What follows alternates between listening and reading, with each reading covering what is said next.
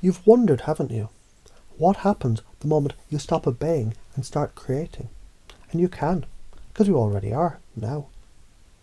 There's a moment, a turning, when left becomes right, when the memorizer becomes the magician, when the rule follower becomes the reality bender. And maybe that moment is this moment. Or maybe it was already happening before you noticed. Because you don't have to believe it consciously yet. In fact, the best beliefs, they're the ones you don't even know are yours, until suddenly you're living them. It's interesting how you become the awakening rebel, how you shed the old skin of memorized obedience and dance boldly into the wilderness of wonder, where why not becomes a compass, and what if becomes a fuel, and curiosity wasn't just welcomed, it was the law of the land.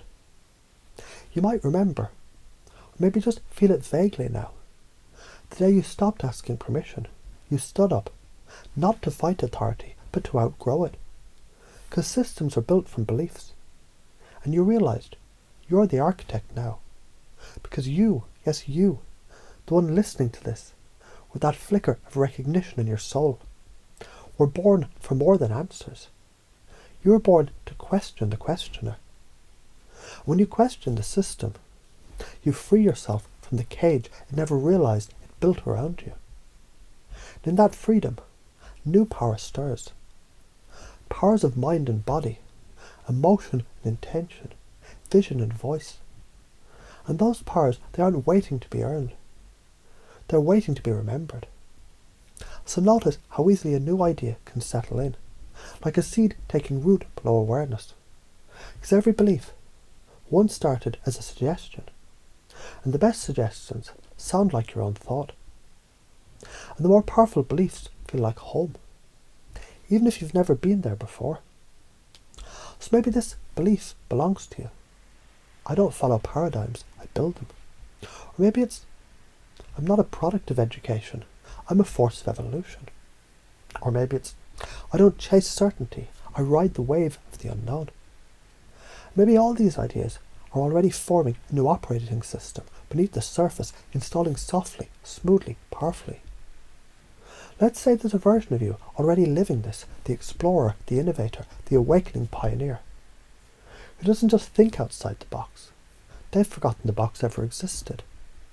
Because when you embrace the right brain, the wild, intuitive, rebellious, poetic side, you stop playing someone else's game and begin to write your own rules. You question authority, you challenge norms, you think freely, you live boldly. Not because someone told you, because something inside you always knew. Curiosity is holy. Rebellion is sacred. Freedom is your birthright. Truth is a journey, not a destination. When you realise that, you don't fear change, you become change. Can you imagine what happens when every obstacle becomes a puzzle?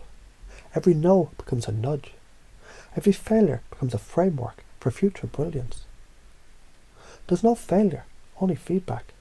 There's no fear, only fuel. There's no fixed side, only freedom. When you act from that space, charisma flows naturally, not from effort, but from essence. Now think of a moment, real or imagined, where you walked into a room and the energy shifted. Not because you spoke louder, but because your certainty spoke for you. That's not fantasy, that's your potential, showing you what's ready to become. So let the new truths sink deeper. Reality is malleable. Beliefs shape everything. Your state is your superpower. You attract what you embody. You're enough, right now, always. And while your conscious mind tries to catch up, your unconscious is already installing, already updating the system, already optimizing for truth, freedom and innovation.